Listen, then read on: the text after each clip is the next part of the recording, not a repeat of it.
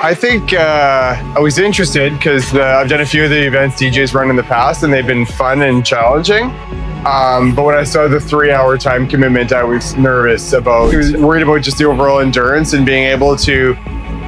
Any of the pieces individually would have been fine, but combining it together over 3 hours, I was unsure if I had it in me to do it. I'm happy I signed up for it and did it. I think the day labor was like fun. The group environment, and there were parts of it that were really hard and really taxing, but on the whole, it was a fun way to spend the morning.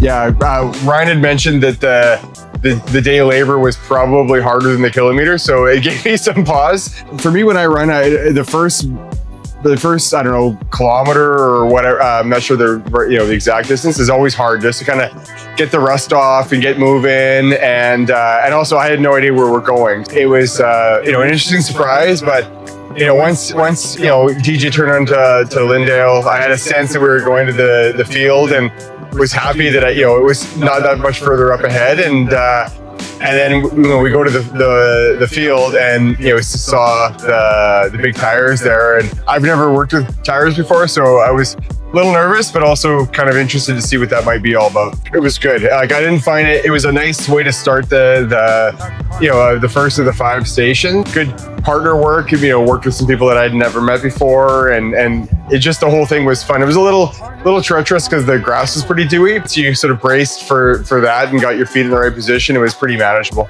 Learned about some new trails. I did not know that the trail along the river went underneath the bridge, so that was a neat little learning moment. I did a very, very nice run. Just in the trees and running up the river was really pretty. But then I started to maybe have a little regret when I saw us arrive at the dock, and DJ started to unload the heavy bags and the sandbags, because I had a feeling what was coming up, and it was very hard.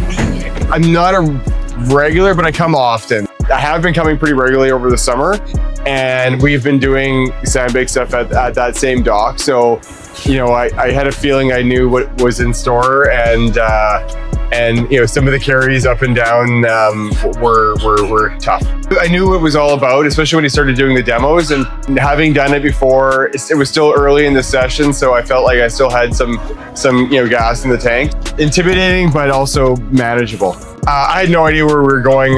We ran up, Taché, and then towards Fort Gibraltar, and again, super pretty part of Winnipeg. Sun was starting to come out. It was getting hotter.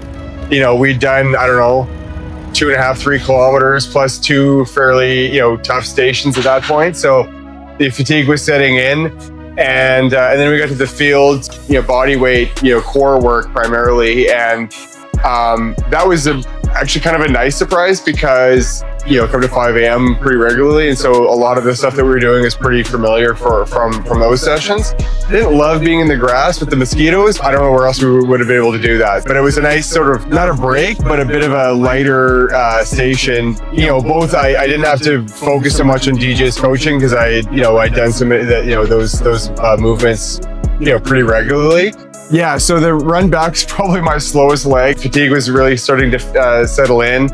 I still felt good energy-wise, but just fatigue. Quite warm out. The sun was beating down on us. The last leg of the run was familiar, so I knew where we were going, and mentally could prepare to keep running till we got to that spot. And I was also motivated to try and get there early so that I could kind of catch my breath while everyone else was rolling in. The kettlebells, I don't think I could have taken any heavier weight to do what we did. It was pretty taxing. Having done a lot of that before, it gave me confidence, but at the same time, at this point we're probably over 2 hours in, starting to fade a little bit. Ryan anticipated where we would be at this stage, and so I think he picked the right weights at least for me anyway. Yeah, it was good. I took it slow on the way back. The end was in sight. Got a little bit of a burst of energy. I also took a gel pack to kind of just make sure that I had enough fuel. I felt actually pretty good on that last leg getting back. A little nervous when I saw the heavy bags waiting for us in the parking lot. So, and the sun beating down on the, you know, on the concrete and all that was not the best part of the day for sure.